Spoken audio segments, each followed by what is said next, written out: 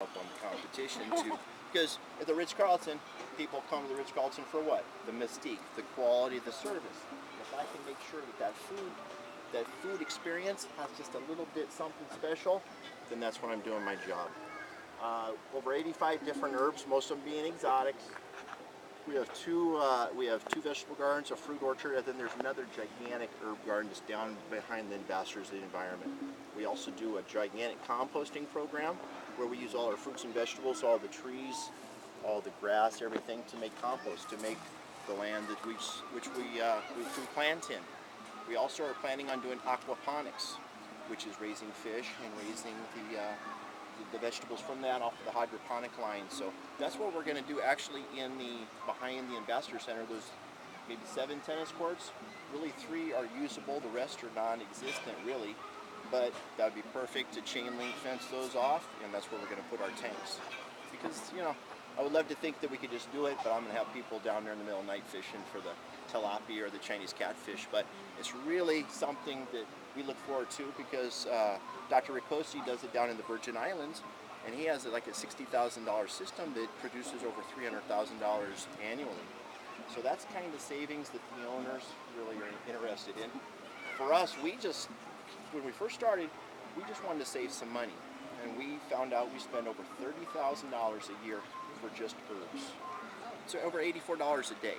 So there's no reason why we couldn't grow our own herbs. This was our first little artsy garden. It was like the different Hawaiian islands, but it wasn't big enough to actually supply the 6 different restaurants, the production center, the pastry shop. Because we go through a lot of herbs. We like that freshness.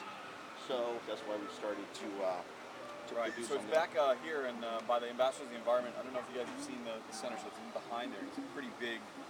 We want to do things here that are all about sustainability.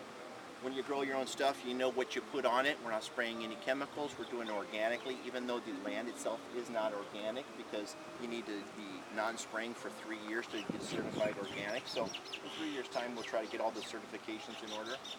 But we don't put any kind of systemic fertilizers or pesticides. We use Fox Farms organic fertilizer from California.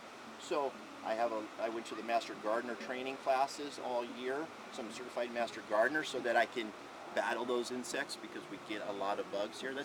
If you grow things, that's your biggest nemesis, is your insects. And that's kind of what we do. We're very excited that everybody's here.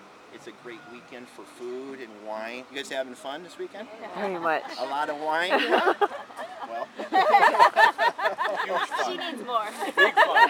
Big fun. That's what it's about. That's what it's about. But we have the tools necessary that the chefs can experiment. The cooks, I have over 65 cooks and chefs.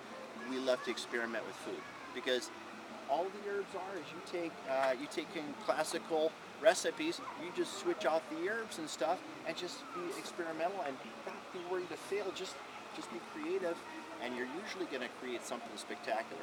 If it's not spectacular, there's probably a lot of things to it that are really good that you can just tweak a little. And that's kind of what we're doing. Aloha. Questions?